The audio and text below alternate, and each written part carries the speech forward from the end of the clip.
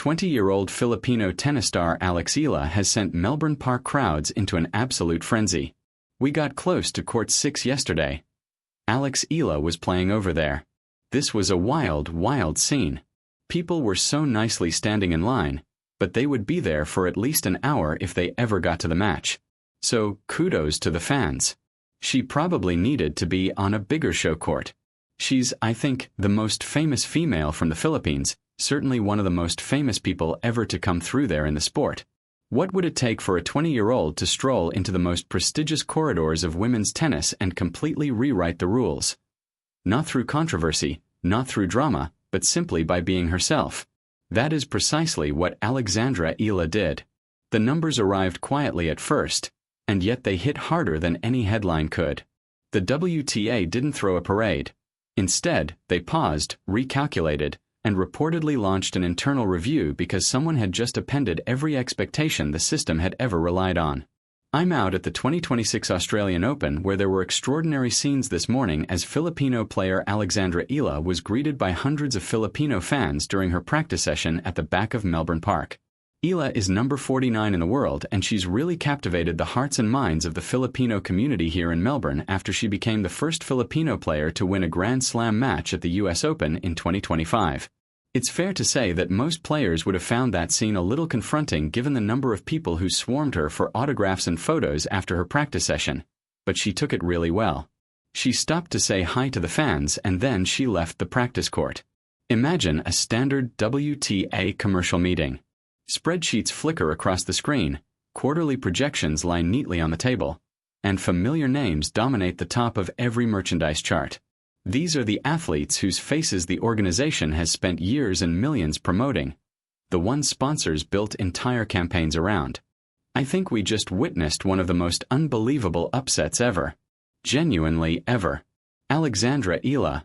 This is genuinely ridiculous. Let me give you some context if you don't understand what literally just happened. Fast forward to today, the second seed is knocked out by Eala in straight sets. So why is this story so incredible? She's the first Filipino player to ever make the top 100 on the women's side.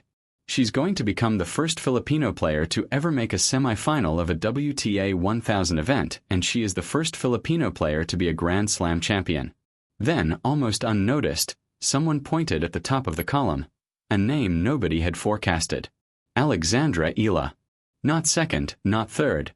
She had claimed the number 1 spot with a margin so wide that executives reportedly demanded the figures be verified twice before believing them.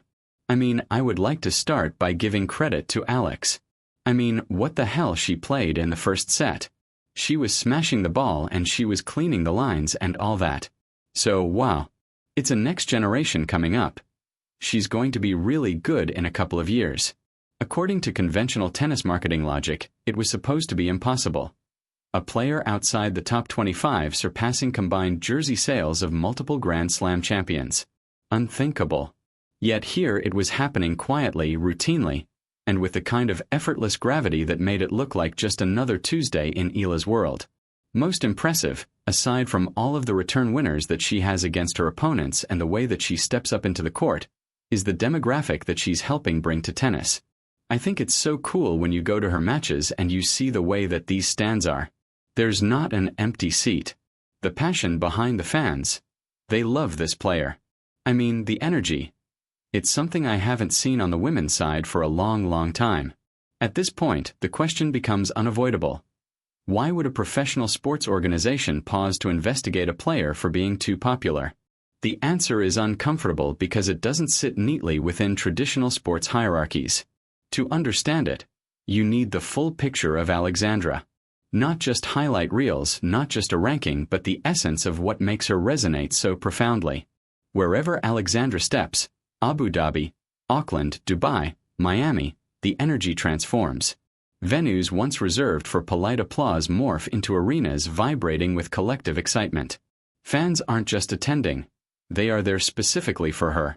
Grand Slam champion Coco Gauff, one of the most recognizable names in tennis, publicly apologized to the crowd for making them wait before a match, a public acknowledgement that the stadium had come to watch her opponent. When was the last time professional tennis witnessed that kind of magnetic pull? Her breakout season in 2025 only cemented the phenomenon. Entering the Miami Open as a wild card, Alexandra was nobody's prediction. She demolished expectations, defeating the world's number 5 and number 2 players consecutively before reaching the semifinals. Nobody projected it. Nobody modeled it. She simply redefined the boundaries of possibility. Sky Sports presenter Gigi Salmon didn't call her a rising star. She called her the biggest star in women's tennis in the present tense, not some distant future prediction. And then there's the merchandise, which turns this story from a feel-good underdog narrative into a cultural and commercial earthquake. Nike released a limited edition shirt featuring Alexandra's name and her nation's national flower, the Sampaguita flower, designed by Filipino artist Georgina Camus. Within 48 hours, it sold out across 4 continents. There's a lot of emotions, definitely. Happiness has to be on the top of the whole list. I still haven't had time to stop and think about it yet, but I'm super happy with the win. That alone is impressive, but it becomes extraordinary when you consider the scope.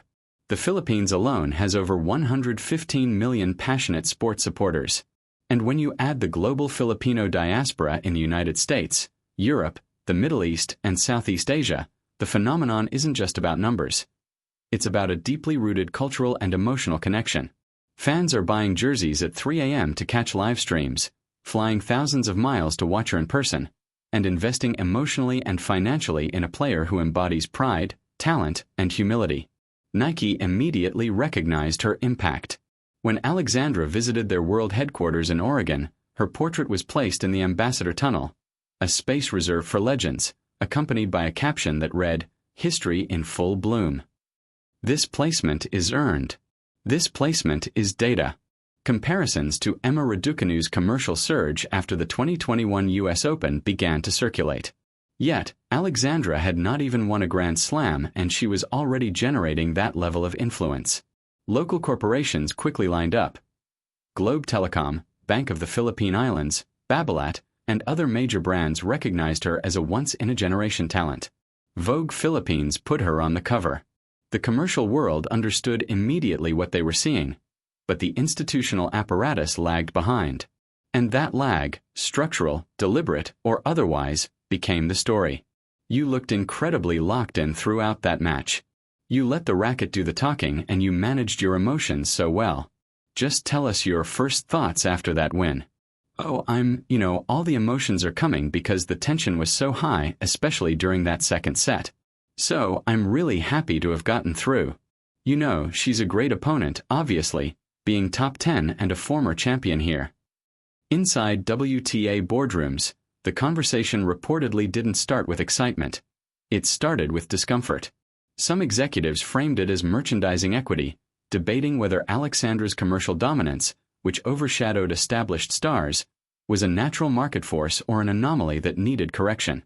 Put plainly, they questioned whether being too popular was a problem. Anyone outside that room would be astounded. The market wasn't broken. It was speaking clearly in a language the WTA's traditional playbook had never learned to read. Alexandra's appeal doesn't fit neatly into conventional marketing molds. It thrives on Southeast Asian fan culture, diaspora loyalty, and an extraordinary form of communal pride. Some executives wanted to manage or contain it, but once word of the internal review leaked, it became a global conversation.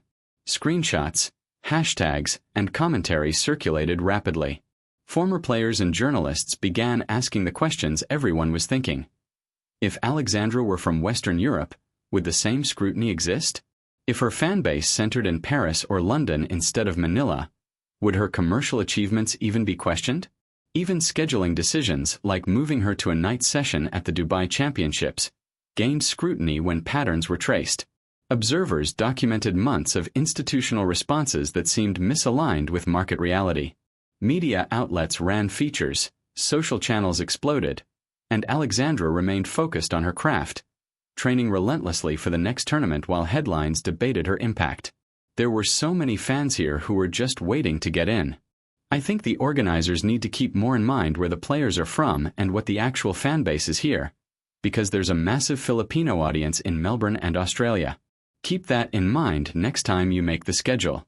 The fact that everyone came out and really squeezed into that cozy court. I really appreciate it. I felt so loved even when I was 5-2 down in the third. I'm really appreciative and super thankful.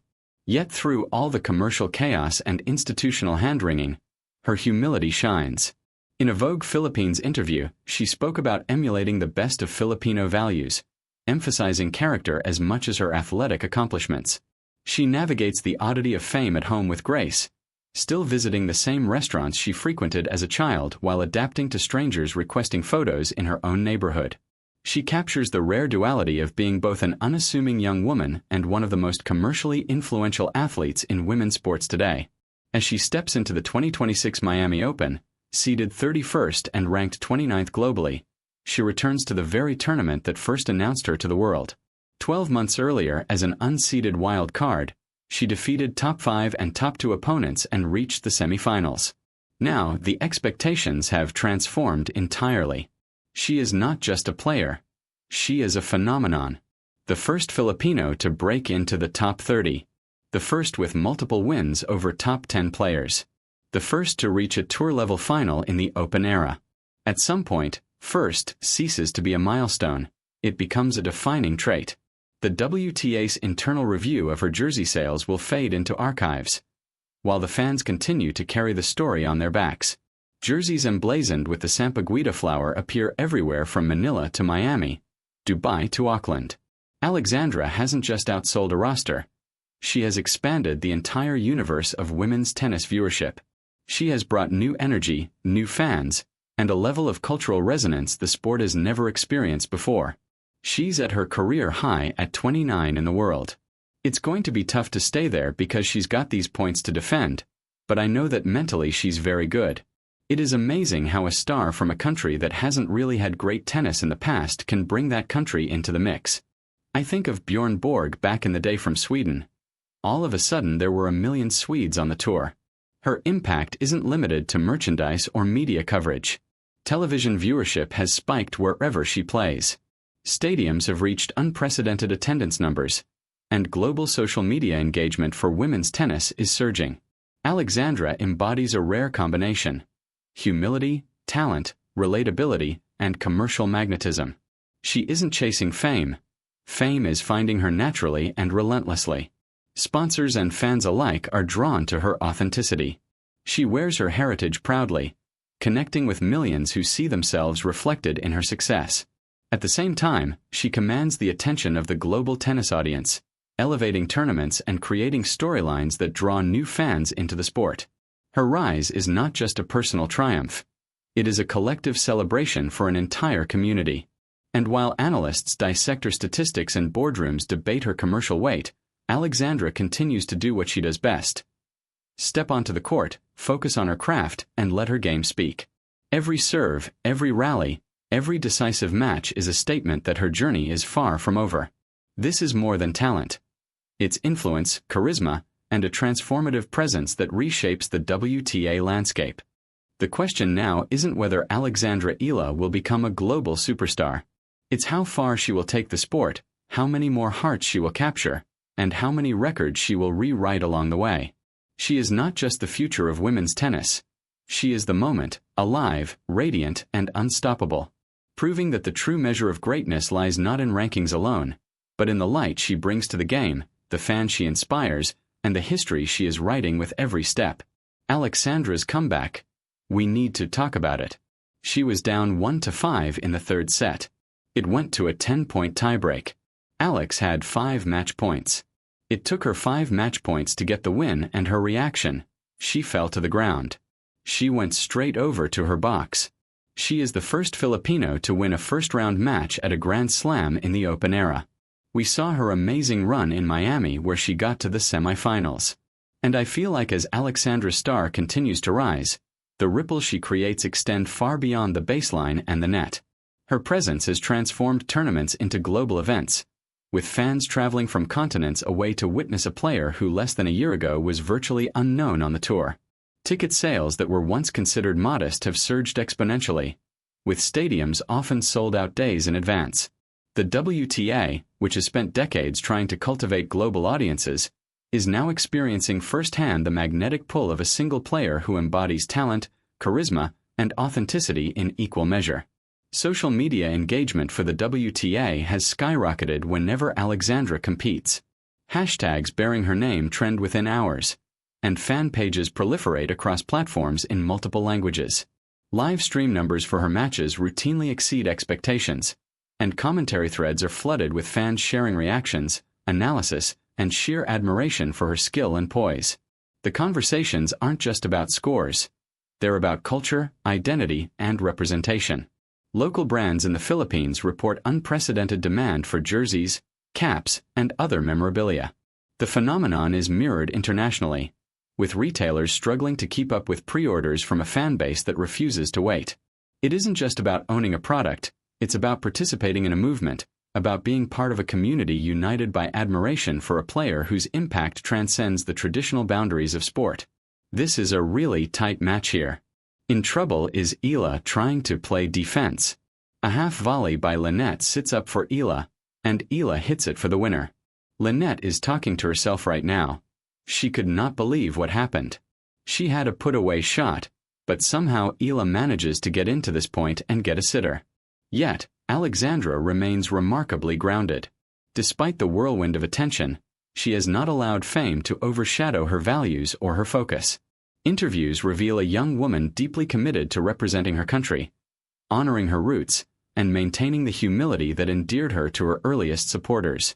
When asked about her sudden commercial dominance, she rarely speaks in terms of numbers or fame, instead highlighting the support of her fans, her family, and the inspiration she draws from Filipino culture.